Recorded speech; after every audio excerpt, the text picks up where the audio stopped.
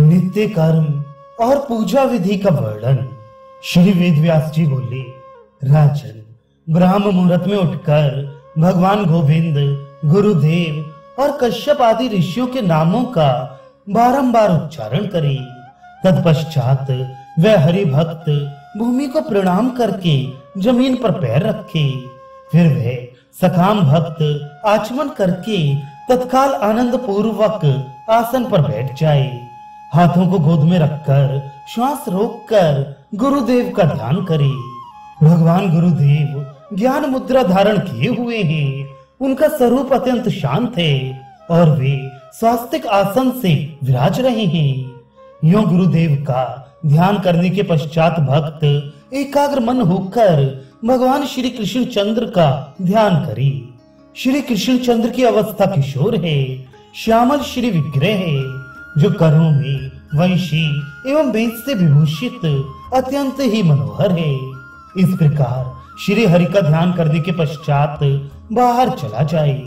महाराज, गृहस्थ पुरुष कैसे पवित्र होता है, अब उस विधान को पूरा पूरा सुनो। मिट्टी लेकर अश्वक्रांति इत्यादि मंत्र से शौच के अंत में 1 बार लिंग में, 3 बार गुदा में, 10 बार बाएं हाथ में, 7 बार दोनों हाथों में तथा 3-3 बार प्रत्येक पैर में मिट्टी और जल लगाकर शुद्धि करे। ब्रह्मचारी और वानप्रस्थ को इससे दूना करना चाहिए। भगवान की सेवा करने वाले सन्यासी की शुद्धि इससे चौगुना करने पर होती है। रोगी और पथिकों की इसके आधे से तथा शूद्र एवं स्त्री का उससे भी आधे से पवित्र होने का विधान है। शौच कर्म से रहित मनुष्य की सारी क्रियाएं निष्फल हो जाती हैं। मुख की शुद्धि भी होनी चाहिए, क्योंकि मुख शुद्धि से रहित मनुष्य को मंत्र फल देने वाले नहीं होते। वनस्पति, तुम मेरे लिए आयु, बल, वीर्य, यश, पुत्र, पशु, धन, ब्रह्म ज्ञान और प्रज्ञा प्रदान करो। ऐसा उच्चारण करके दातून ग्रहण करे।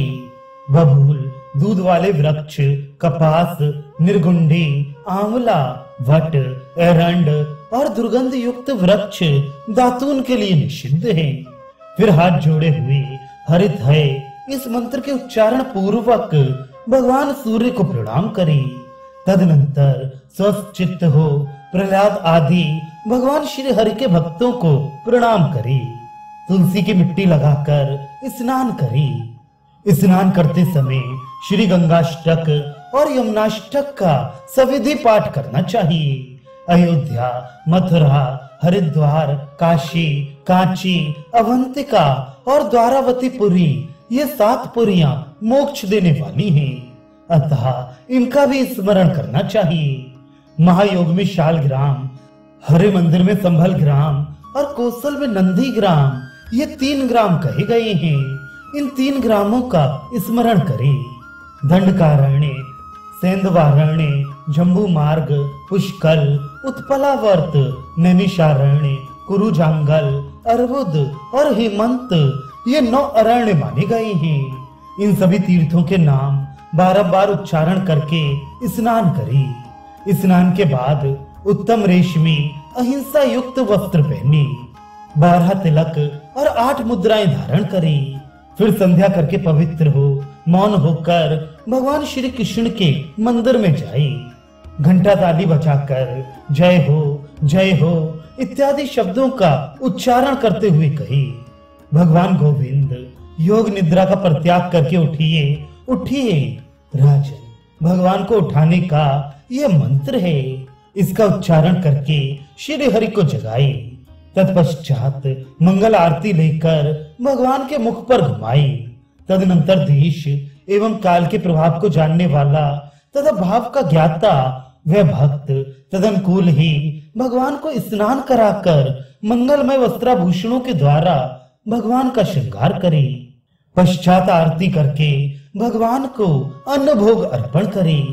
भांति भांति के रसमय उत्तम भोज्य पदार्थों का महाभोग निवेदन करके महाभोग की आरती करे। तदनंतर भगवान को शयन कराए। इसके बाद तुलसी की गंध से युक्त परम प्रसाद को नित्य प्रति स्वयं ग्रहण करे। जो नित्य इस प्रकार भगवान की पूजा करता है वह कृतार्थ हो जाता है, इसमें कोई संदेह नहीं है। इसके बाद विधिवत मध्याह्न का राजभोग निवेदन करके राजभोग की आरती करे, फिर भगवान को शयन कराए। दिन की 4 घड़ी शेष रहने पर यथाविधि शंख बजाकर श्री हरि को उठाई। तदनंतर संध्या की आरती करके दूध आदि निवेदन करे। प्रदोष काल आने पर प्रदोष की आरती करे। रात में उत्तम मिष्ठान्न का भोग लगाकर श्री हरि को शयन कराए। राजेंद्र, यह राज सेवा है। राजाओं के लिए ही इस प्रकार की सेवा का विधान है, अतः इसका नाम राजसी है। भगवान श्री कृष्ण की सेवा में दत्त चित्त हो सम्यक प्रकार से लगा हुआ मनुष्य अपने 100 कुलों को तार कर आत्यांतिक परम पद को प्राप्त होता है। श्री कृष्ण जन्माष्टमी, रामनवमी, राधाष्टमी, अन्नकूट, वामन द्वादशी, नरसिंह चतुर्दशी तथा अनंत चतुर्दशी, इन अवसरों पर भगवान श्री कृष्ण की महापूजा करनी चाहिए।